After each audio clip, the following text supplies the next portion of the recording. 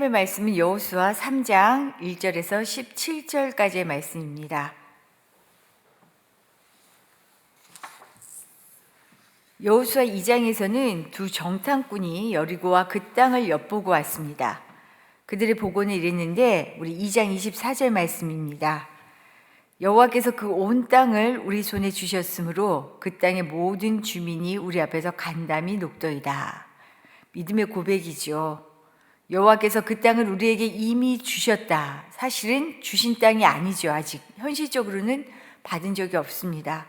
하지만 이미 주셨다라고 하는 믿음의 고백이 지금 정탐꾼들의 보고를 통해 드러나고 있습니다. 그러자 오늘 3장에서는 이들의 보고를 받은 여호수아가 아마도 다음 날 바로 아침이 되니까 백성을 이끌고 시딤을 떠나서 요단 강변으로 이동해 거기에서 진을 칩니다. 그리고는 2절 말씀을 보면 사흘이 지났어요. 사흘 후에 관리들이 백성들에게 요단강을 건너기 위한 행동 지침을 내리고 또한 주의사항을 줍니다. 그리고 그 행동 지침에 따라 요단을 건너간 이야기까지를 오늘 본문 여호수아 3장에서 이야기하고 있습니다. 먼저는 요단강을 건너기 전 여호수아는 관리들을 통해서 백성들에게 이런 지시를 합니다. 3절의 말씀인데요. 우리 3절 말씀 같이 읽겠습니다. 너희는 레위 사람 제사장들이 너희 하나님 여호와의 언약궤 매는 것을 보거든 너희가 있는 곳을 떠나 그 뒤를 따르라. 언약궤는 하나님의 임재를 상징합니다. 제사장들이 언약궤를 메고 먼저 간다라고 하는 것은 하나님께서 앞서서 그 길을 인도하신다는 것을 의미하죠. 이제 백성들이 할 일은 다만 그 뒤를 따르는 것입니다. 결코 제사장을 앞서서는 안 돼요. 오늘 4절의 말씀을 보면 앞부분에 이런 말씀이 나와 있습니다. 언약궤와 백성들 사이의 거리를 2000규빗쯤으로 제한하며 더 가까이 하지 말라. 분명히 하나님과의 거리, 우리가 하나님이 먼저 가시고 우리가 그 뒤를 따르는 것이지 거리를 두라고 하는 것은 이것입니다. 선 넘지 말라, 건넘지 말라라는 거죠. 우리의 삶에 나의 길을 인도하시는 하나님을 건넘지 말아야 합니다. 그저 그분의 말씀에 따라 그 걸음걸음에 눈을 맞추고 귀를 기울이며 따라가는 것이 우리 그리스도인들이 살아가는 방법입니다. 내 소견에 옳은 길을 가는 것이 아니라 하나님이 인도하시는 길을 가라 하는 거죠. 그래서 내가 생각해 왔던 대로 내 방식대로 그리고 이게 하나님의 뜻이야 라고 믿어와서 습관들 이런 거 다 필요 없고요. 내가 오직 하나님의 말씀에 귀를 기울이고 날마다 우리가 말씀을 보는 이유도 듣는 이유도 또 그 말씀을 묵상하며 기도하는 이유는 이것입니다. 내가 그 말씀을 잘 따라가고 있는가? 말씀에 비추어 나를 볼 수 있어야 합니다. 그래서 내가 앞서지 않고 오직 주의 말씀을 따라 그의 뒤를 따라야 하는 것이 중요합니다. 이처럼 하나님의 뒤를 따르는 사람에게는 새 길을 열어주시겠다는 약속이 있어요. 4절 하반절의 말씀입니다. 그리하면 너희가 행할 길을 알리니 너희가 이전에 이 길을 지나보지 못하였음이니라. 하나님께서는 지나본 적 없는 길을 열어 보이시겠다고 약속하십니다. 지나본 적 없기 때문에 우리는 상상도 할 수 없어요. 하나님께서는 당신을 믿고 따르는 이들을 향한 우리에게 이미 당신의 시간표와 계획을 가지고 있어요.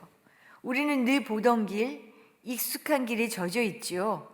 그 안에서 우물한 개구리처럼 나의 삶을 재단하고 아웅다웅합니다. 내가 보지 않았기 때문에 상상할 수도 없는 길이에요. 하나님이 어떻게 일하실지 알지 못해요. 그런데 우리는 참 미련하게 내가 살아왔던 방식, 내가 경험했던 것, 내가 배워왔던 것, 이 테두리 안에서 날마다 내가 하나님보다 앞서는 것이 습관이 되어 있어요. 그러나 믿음의 사람은 지나본 적 없는 하나님의 약속을 믿고 누리는 사람입니다. 이것이 믿음이에요. 믿음은 보이지 않는 것의 실상이라고 했죠. 실제는 보이지 않지만 볼 수 있는 거예요. 아브라함에게도 고향 땅을 떠나라 하시며 이미 보여준 땅이 아니라 보여줄 땅으로 가게 하셨습니다. 우리의 인생은 앞날을 알 수 없습니다. 우리에게 드려진 그 약속의 풍성함은 말씀을 믿고 의지하며 순종함으로 따라갈 때 우리에게 보여지는 것이며 차지하게 되는 것입니다. 막막해 보이는 외딴 곳에서 전혀 예기치 않은 방법으로 하나님께서 길을 열어 보이시는 것이 사실은 우리 인생이죠. 우리 인생의 길은 보여진 길을 가는 것이 아니라 보여주실 그 길을 따라 나아가는 것입니다. 오직 하나님의 말씀을 의지하여 믿고 주님의 말씀을 따를 수 있기를 축복합니다. 그런데 주님의 말씀을 따르는 사람에게는 한 가지 갖추어야 할 조건이 있습니다. 5절의 말씀을 보면 여호수아가 요단강을 건너기 전 백성들에게 이르는 말이 있어요. 이것은 다른 것이 아닙니다. 자신을 성결하게 하라라고 얘기하고 있어요. 요단강을 건널 준비를 하면서 이스라엘 백성들에게 자신을 성결하게 하라라는 것, 이것 한 가지와 이미 말했지만 일정한 거리를 두고 제사장의 뒤를 따르는 일, 이것이 요단강을 건널 준비를 하는 백성들의 자세입니다. 이것을 간단하게 정리하자면 성결과 순종이죠. 자신을 성결하게 하고 언약궤를 맨 제사장의 뒤를 따를 순종, 이것이 가나안 땅을 차지하는 비결입니다. 지금 하나님의 약속을 믿고 나아가는 우리 역시 세상과 구분된 생각과 삶으로 거룩함을 이루는 성결함이 우리에게 필요해요.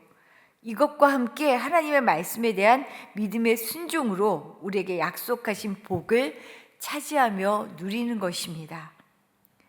성결과 순종, 이것이 믿음의 사람이 살아가는 삶의 모습이라는 거죠. 이제까지 요단강을 건널 준비였다면 이제는 요단을 건너는 구체적인 방법을 말씀하고 있습니다.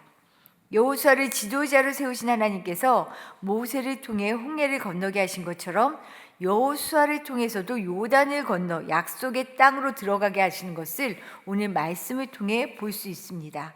13절의 말씀 우리 같이 읽어보겠습니다. 온 땅의 주 여호와의 궤를 맨 제사장들의 발바닥이 요단물을 밟고 멈추면 요단물 곧 위에서부터 흘러내리던 물이 끊어지고 한 곳에 쌓여 서리라. 요단강을 건너려면 먼저 흐르는 물에 발을 내디뎌야 합니다. 언약궤를 맨 제사장이 먼저 말씀대로 순종하여 발을 물에 담그면 홍해에서 일어났던 일이 요단강에서도 일어나는 거죠. 강이 갈라져서 마른 땅이 생기고 그 위를 건너 모든 백성들이 무사히 요단강을 건넙니다. 그리고 이 말씀에 순종하자 마지막 17절을 보면 실제로 모든 이스라엘 백성들이 요단강을 마른 땅으로 건너는 것을 볼 수 있습니다. 요단강이 마른 땅으로 변해 길이 열린 것은 강에 발을 담그는 믿음의 순종이 있었기 때문에 가능한 일입니다. 사실은 그러잖아요. 이게 정말로 내가 여기를 발을 디딜 수 있을까? 강물이 막 넘쳐 흐르는데 수영을 하면서도 그 물이 무서워서 가운데를 못 가겠더라고요. 꼭 빠져 죽을 것 같거든요. 우리에게 위협적으로 다가오는 삶의 문제들, 정말로 너무 무서워서 나를 집어삼킬 것 같은 상황들, 이 속에서 꼼짝도 못하게 있어서 우리 쉽게 기도하잖아요. 하나님, 이 문제 좀 풀어주세요. 이 문제가 어떻게 풀릴까요? 내가 먼저 그 강에 발을 내디뎌야 합니다. 나에게 그런 용기, 결단이 있어야 그 다음에 그 자리에서 길이 열리는 역사, 새 길을 열어주시는 하나님의 은혜가 우리 안에 주어진다는 거죠. 진짜 믿음은 믿은 대로 행하는 데서 역사가 일어납니다. 홍해나 요단, 실은 우리 힘으로 건널 수 없어요. 이곳에서 마른 땅이 나온다는 사실은 현실적으로 불가능합니다. 그런데 우리 하나님은 어떤 분이에요? 불가능한 그곳에 길을 내십니다.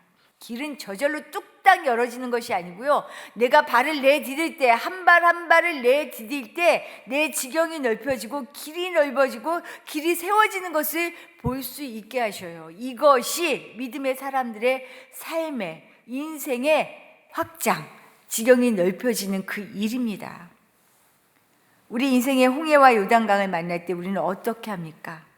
사방이 막혀 있는 현실일지라도 하나님은 당신의 방법으로 길을 내시는 분이십니다. 그런데 길이 나려면 다시 한번 말씀드리지만 그 두려운 거센 물결을 피하는 것이 아니라, 도망가는 것이 아니라 내가 먼저 그 물에 발을 내디뎌야 합니다. 우리가 이런 믿음으로 살아갈 수 있기를 바랍니다. 하나님, 내가 너무 무섭지만 두렵지만 나 주님 믿고 가겠습니다.